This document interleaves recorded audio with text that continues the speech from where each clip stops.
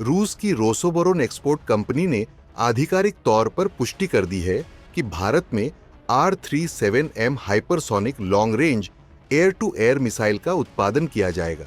यह मिसाइल अभी तक की सबसे तेज और सबसे लंबी दूरी की एयर टू एयर मिसाइलों में से एक है, जिसकी रेंज 400 किलोमीटर तक हो सकती है और यह 6 मैक की स्पीड से उड़ान भरती है। चलिए जानते हैं कि यह डील भारत के लिए क्यों महत्वपूर्ण है। दरअसल क्योंकि इस मिसाइल का पूरी टेक्नोलॉजी ट्रांसफर भारत को मिलेगा।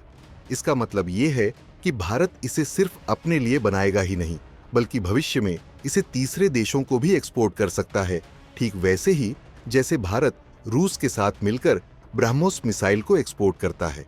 अगर एयर टू एयर मिसाइलों की बात करें तो भारत फिलहाल R-77 और अस्त्र AIM-1 का इस्तेमाल करता है, जिनकी अधिकतम रेंज 100 से 110 किलोमीटर तक सीमित है, लेकिन R-37M इसकी 4 गुना ज्यादा रेंज देती है। R-37M की खासियतों की बात करें तो इसकी रेंज 300 से 400 किलोमीटर, स्पीड 6 मैक, ये guidance inertial plus active radar plus dual mode Sikar से लैस है। अब आप कहेंगे कि चलो अगर भारत इसे ले लेता है तो भारत को इससे क्या मिलेगा? दरअसल इससे भारत की super long range air to air kill capability बढ़ जाएगी और इसमें पाकिस्तान और चीन के फाइटर जेट्स को LOC के पार ही खत्म करने की क्षमता है। भारत को अब अमेरिका या यूरोप से महंगी मिसाइलें खरीदने की जरूरत नहीं।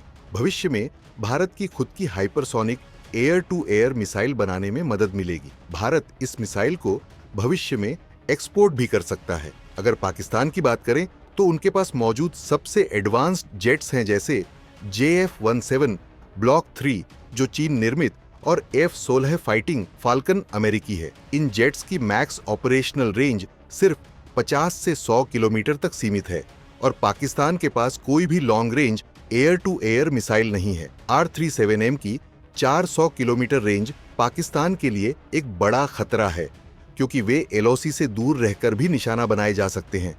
वहीं चीन के पास PL-15 और PL-16 जैसी एडवांस्ड एयर टू एयर मिसाइलें हैं, जिनकी अधिकतम रेंज 400 किलोमीटर तक है। चीन अपने J-20 और J-25 फाइटर जेट्स के लिए इन्हें डेवलप कर रहा है, लेकिन भारत के पास Su-30 AMKI, राफेल और भविष्य में एमका जैसे फाइटर जेट्स के लिए R-37M का विकल्प रहेगा, जिससे चीन के खिलाफ एयर डिफेंस में जबरदस्त बढ़त मिलेगी। क्या भारत इसे निर्यात कर सकता है? दरअसल रोसोबोरोन एक्सपोर्ट ने यह भी कंफर्म किया है कि भारत को इस मिसाइल की पूरी टेक्नोलॉजी ट्रांसफर की जाएगी, जिसका मतलब है कि भविष्य में भारत इसे मेड इन इंडिया ब्रांडिंग के साथ तीसरे देशों को भी बेच सकता है।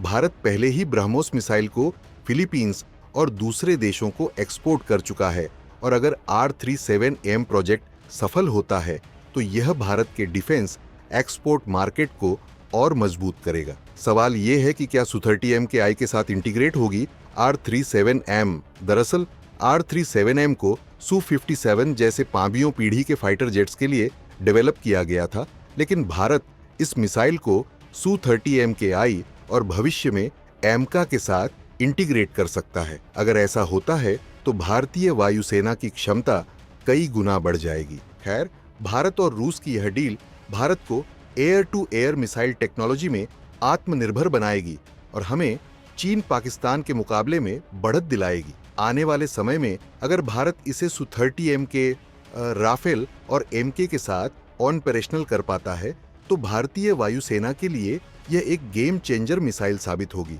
आपकी राय क्या है? क्या भारत को R-37M के साथ आगे बढ़ना चाहिए? क्या यह मिसाइल भारतीय वायुसेना के लिए गेम चेंजर साबित होगी? हाँ या ना में कमेंट करके जरूर बताएं।